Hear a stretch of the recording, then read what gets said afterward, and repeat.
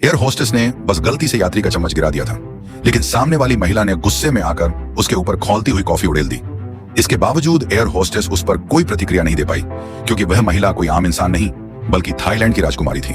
हाल ही में वह राजकुमार से तलाक की प्रक्रिया में थी और अपनी नाराजगी किसी पर निकालना चाहती थी। घटना के बाद जब एयर होस्टेस आराम कक्ष में लौटी तो उसे बार बार वह अपमान याद आ रहा था। गुस्से से तिल मिलाकर उसने अपनी हाई हील्स उतारी और फिर कॉफी कप में घड़ी की दिशा में 2 बार चम्मच घुमाई, मानो यही उसके बदले का तरीका हो। इसके बाद उसने वह कॉफी राजकुमारी के सामने रख दी। एयर होस्टेस को लगा कि बेखबर राजकुमारी उसे बिना सोचे समझे पी लेगी, लेकिन हैरानी की बात यह थी कि राजकुमारी ने एक ही नजर में कुछ गड़बड़ भांप ली। उसी पल उसकी नजर एयर होस्टेस की अंगुली में पड़े एक अंगूठी पर गई, जो हूबहू उसकी बेशकीमती हीरे की अंगूठी जैसी थी। यह देखकर उसे शक हो गया कि एयर होस्टेस और राजकुमार के बीच जरूर कोई रिश्ता है। उसने गुस्से में अपनी अंगूठी जमीन पर फेंक दी और अपनी हील से उसे रौंद दिया।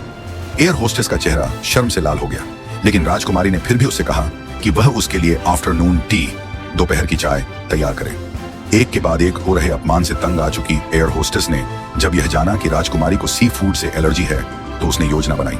उसने झींगे श्रिम्प को रेमन नूडल्स से निकालकर एक आम नूडल की तरह उसे पेश किया, लेकिन जैसे ही राजकुमारी ने पहला निवाला लिया, उसकी गर्दन में खांसी शुरू हो गई। एक कोने में छुपकर देख रही एयर होस्टेस के चेहरे पर सुकून और बदले की मुस्कान थी, मगर तभी अचानक राजकुमारी ने बड़ी ही अजीब नजरों से उसकी ओर मुड़कर देखा